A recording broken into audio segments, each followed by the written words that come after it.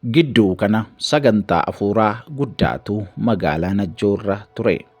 Sagantaan afuuraa kun kan inni qophaa'e karaa nama Waaqayyoo Apoostal Geetahuun Immiruu fi waldaa ifa fayyinaa waliin ta'uun amantoonni yookaan immoo tokkummaan amantootaa magaalaa Najjoo jiran walitti dhufuudhaan sagantaa afuuraa qophaa'edha. Egaan sagantaa afuuraa kanarratti wanta dinqiitu ta'e.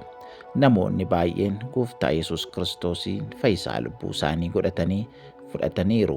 Akkasuma wangeelli mootummaa Kiristoos sirriitti humnaan lallabameera.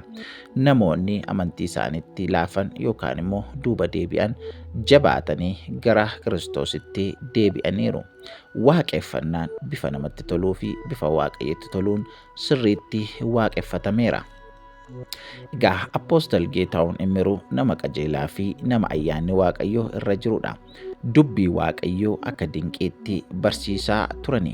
Hidhaan seexanaa hiikameera. Waaqayyoo dhukkubatti namoota baay'ee fayyiseera jechuudha. Egaa waaqeffannaadhaan immoo akkasuma faarfataa Alamuu Mokonninii fi faarfattuu Asteer Kabbabee achi turani. Bifa ajaa'ibaa fi namatti toluun waaqeffannaan kunis waaqeffatamaa ture jechuudha. Egaa yeroo dubbiin Waaqayyoo dubbatamu fayyina battalaa garaagaraatu ta'e jechuudha. Simannaa ho'aa fi haalaan namatti tolutu magaalaa sanatti isaaniif taasifame. Egaa kun wanta barame goda sanatti yookaan gara Wallaggaa yoo deemtan namoonni achi jiran amantii kana sirriitti waan jaallataniif maqaa amantii kanaan nama deemu kamiyyuu ni simatu jechuudha. Waan namatti tolu simannaa ho'aa fi simannaa qajeelaatu taasifame. Akkasuma immoo hojii guddaa fi hojii qajeelaatu hojjetame jechuudha. Dhukkubsataa baay'een fayyiraa, Kiristoos sirriitti waaqeffatameera. Faarfataa Alamuuf Asteer sirriitti wal harkaa fuudhuudhaan Waaqayyoon tajaajilaniiru. Amantoonni achi bifa gaariidhaan Waaqayyoon waaqeffataniiru.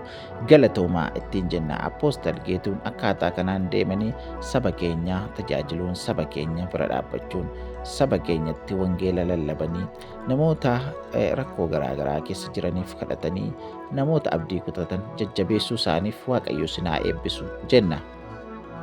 Akkasumas immoo faarfattoonni keenya Alamuu fi Asteer Waaqayyo isinaa eebbisu jenna.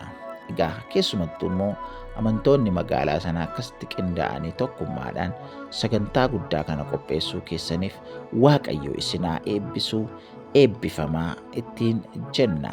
Egaa Yesuus Kiristoos bara baraan Gooftaadha, in lallabama. Eessattiyyuu in lallabama. Ganaa hamma handaara lafaatti deemnee Yesuus Kiristoosiin isa lallabamuu qabu ni lallabna.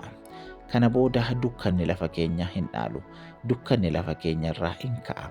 Dhaloonni kana booda gara gaariitti gara Yesuus Kiristoosiin baruutti ni dhufa jechuudha. Egaa Waaqayyo sinaa eebbisu. Kun miidiyaa keessan Gonfoo miidiyaadha. Miidiyaa isin odeeffannoo garaagaraa irraa argattanidha. Odeessa garaagaraa kan amantiis ta'e kan biyya lafaa hundumaa waan isin barbaachisu kan isiniif dhiyeessinudha jechuudha. Haaraa kan taatan miidiyaa kanaaf warri maatii hin taane subscribe gochuudhaan maatii miidiyaa kanaa ta'aa isiniin jenna. Yeroo garaagaraatti waan isin barbaachisu waan isiniif dhiyeessinuu fi egaa Gonfoo miidiyaaf maatii taatanii jennaan guyyaan keessan ni bareeda. Ganamas guyyaas galgalas waan haaraa fi waan bashannansiisaa ta'e ergaa qabutu isiniif dhiyaata jechuudha. Galatoomaa. Warri maatii taatanis akkasuma sheerii gochuu hin dagatinaa. Eebbifamaa. Yeroo dansaa qabaadhaa.